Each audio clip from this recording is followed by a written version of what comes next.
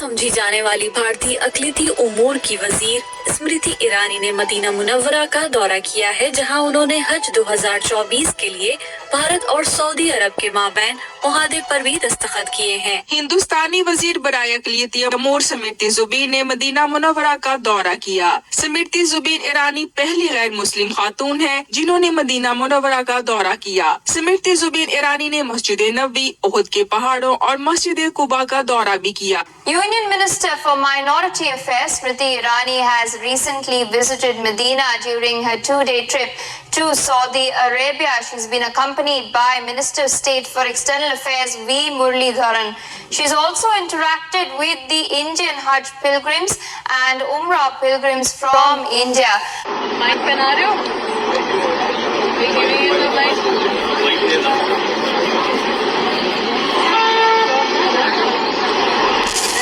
اے ایمان والو، مشرک بالکل ناپاک ہیں تو اس سال کے بعد وہ مسجد الحرام کے قریب نہ آنے پائیں، اور اگر تمہیں محتاجی کا ڈر ہے تو ان قریب اللہ اپنے فضل سے اگر چاہے گا تو تمہیں دولت مند کر دے گا، بے شک اللہ علم والا حکمت والا ہے۔ ناظرین گرامی، جیسا کہ ہم سبھی جانتے ہیں کہ مکہ مکرمہ اور مدینہ منورہ شہر دنیا بھر کے مسلمانوں کے لیے اہم ترین اور مقدس ترین شہر ہیں، اور جو چیز خاص ہوتی ہے تو اس کا پروٹوکول بھی بے حد خاص ہوتا ہے، جو عام چیزوں سے بالکل ہٹ کر ہوتا ہے۔ مکہ اور مدینہ کا یہ خاص پروٹوکول اسے اس شہر کے رہنے والوں نے نہیں دیا، اور نہ ہی دنیا بھر کے مسلمانوں نے اپنی عقیدت و احترام کی وجہ سے دیا ہے، بلکہ اسے یہ پروٹوکول خود اللہ رب العزت کی پاک ذات نے عطا کیا ہے، اور وہ یہی ہے کہ یہاں پر کوئی بھی غیر مسلم اور مشرک جو کہ سراسر ناپاک ہیں داخل نہیں ہو سکتے،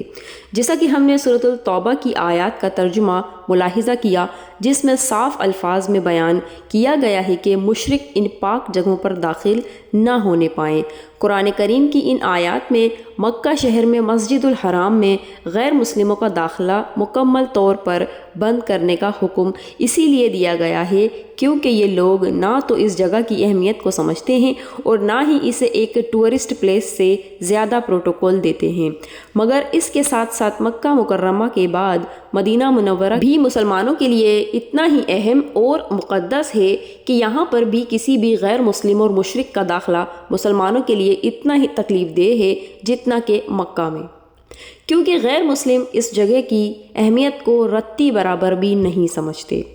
اور اگر کھلے عام انہیں یہاں داخلے کی اجازت مل جائے تو ہم سوچ سکتے ہیں کہ وقت دور نہیں کہ ان مقدس مقامات میں توہین آمیز واقعات دیکھنے کو ملنے لگیں گے، جو کہ ہم نے اب سے پہلے کبھی نہ سنے اور نہ ہی دیکھے، کیونکہ ہم جانتے ہیں کہ ہر ٹورسٹ تو تہذیب یافتہ اور پڑھا لکھا تو نہیں ہوتا، اور اپنی جہالت میں کچھ بھی ایسا کر سکتا ہے جو مسلمانوں کے لیے نہایت تکلیف دہ ہو، اسی لیے ایسی خاص جگہوں کا خاص پروٹوکول ہوا کرتا ہے۔ حال ہی میں مدینہ منورہ کے باہر سے ایک ایسی افسوسناک ویڈیو دیکھنے کو ملی جس میں بھارتی جنتا پارٹی کی ایک minister of women and child development Smriti Irani کو مدینہ منورہ کے باہر میڈیا اور سعودی آفیشلز کے ساتھ ایک آفیشل دورے پر اسٹیٹ پروٹوکول کے ساتھ دیکھا گیا۔ اس مقدس جگہ پر اس عورت نے اپنے سر کو نہیں ڈھانکا ہوا تھا، اور نہ ہی اسے اس جگہ کی تقدس کی فکر تھی، کیونکہ جیسا کہ ہم نے پہلے بتایا کہ ان مشرکین کو ان جگہوں کی اہمیت کا بالکل بھی اندازہ نہیں ہے۔ بھارتی جنتا پارٹی کتنی بڑی ایکسٹریمسٹ ہے اور مسلمانوں پر ہندوستان میں کتنے ظلم کر رہی ہے، یہ تو ایک الگ بحث ہے، لیکن یہ عورت باقاعدہ خود مسلمانوں کے خلاف ہمیشہ زہر اگلتی رہتی ہے، اور اسی عورت کو اسٹیٹ پروٹوکول کے ساتھ اس مقدس مقام پر بلا کر اس جگہ کی نہ تو صرف توہین کی گئی ہے بلکہ دنیا بھر کے مسلمانوں کے منہ پر ایک زوردار تماچا ہے۔ سعودیہ کے اس پروٹوکول نے اس غیر مسلم بے پردہ ناپاک عورت کو دنیا کی ایسی پہلی عورت بنا دیا جو کہ اس مقدس جگہ پر وزٹ کر رہی ہے۔ مطلب سعودی حکومت کو اس بات سے کوئی فرق نہیں پڑتا کیونکہ وہ اس پاک جگہ کو دنیا بھر کے مسلمانوں کی نہیں بلکہ صرف اپنی ملکیت سمجھتے ہیں۔ اب ہم جانتے ہیں کہ یہ سلسلہ شروع ہوا ہے تو مزید ایکسٹریم تک بڑھے گا، اور بہت جلد آپ کو مسجد نبوی میں اور حرم کعبہ میں بھی یہ کافر و مشرک اسٹیٹ پروٹوکول کے ساتھ گھومتے نظر آئیں گے، لیکن کوئی بھی چاہ کر بھی کچھ نہیں کر سکے گا، جیسے ابھی سب خاموشی کا لبادہ پہنے بیٹھے ہیں، اور صرف مسجد نبوی ہی نہیں بلکہ اس عورت کو احد پہاڑ اور مسجد قباء کا بھی دورہ کروایا گیا اور یہاں کے مسلمان خوشی سے اس کے ساتھ سیلفیاں لیتے رہے جیسے یہ بہت ہی بڑا کوئی برکت کا کام ہے یا پھر اس عورت نے کوئی بڑا مارکا سر انجام دیا ہے جو کہ اس سے پہلے کوئی نہ کر سکا۔ عبرت کا مقام ہے، شرم آنی چاہیے۔ اب بظاہر یہ عورت حج کے لیے دیے جانے والے ہندوستانی مسلمانوں کی سہولیات کا جائزہ لینے کے لیے پورے وفد کے ساتھ یہاں پر آئی تھی، لیکن جو عورت خود مسلمانوں کے خلاف نفرت انگیز بیانوں کے لیے جانی جاتی ہے اسے حج کے لیے آنے والے مسلمانوں کو ملنے والی سہولیات کی فکر ہو رہی ہے۔ کتنی عجیب سی بات ہے، لیکن اصل معاملہ کچھ اور ہے۔ اصل میں سعودی عربیہ ایک اسلامی ملک ہے اور سعودی عربیہ میں ہندوستان کے لاکھوں لیبر کام کرتے ہیں جو کہ ہر سال یہاں سے پیسے کما کر اپنے ملک بھیج کر ہندوستان کی اکنامی کو بڑا سہارا دیتے ہیں، اور پچھلے کئی سالوں سے ہندوستانی مسلمانوں پر ظلم کی وجہ سے بھارت اور سعودی عربیہ کے تعلقات کافی خراب چل رہے تھے،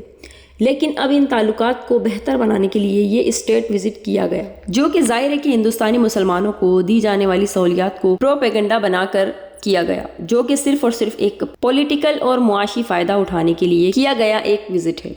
نہ کہ مسلمانوں سے کسی طرح کی ہمدردی کی بنیاد پر۔ جس طرح اس سے پہلے اللہ کے قانون اور اسلامی روایات کی دھجیاں جدت کے نام پر سعودی عربیہ میں اڑائی جاتی رہی ہیں، بالکل اسی طرح آنے والے وقتوں میں اگر ہم نے مل کر آواز نہ اٹھائی تو فتنہ مکہ اور مدینہ کے اندر بھی داخل ہو جائے گا اور ہم خاموشی سے تماشا دیکھتے رہ جائیں گے۔ مگر ناظرین، ہمیں اپنا کام ضرور کرنا ہے جتنا ہم کر سکتے ہیں۔ ہم سوشل میڈیا پر اس سب کے خلاف آواز اٹھا کر اپنا فرض سر انجام دے سکتے ہیں۔ ہم آواز اٹھا کر ان اتھارٹیز کو شرم دلا سکتے ہیں۔ ہم یہ کوشش ضرور کر سکتے ہیں، ہو سکتا ہے اللہ کے خوف سے نہ صحیح، عوام کے ڈر سے ہی صحیح، یہ لوگ اپنی اصلاح کر لیں۔ شاید کہ تیرے دل میں اتر جائے میری بات۔ اللہ پاک ہمیں سمجھنے اور نیک عمل کرنے کی توفیق عطا فرمائے اور ہمارے حال پر رحم فرمائے۔ اللہ پاک ہم سب کا حامی و ناصر ہو۔ اجازت چاہوں گی آپ سے، ویڈیو اچھی لگے تو ایک لائک ضرور کیجیے گا۔ ملیں گے بہت جلد، فی امان اللہ۔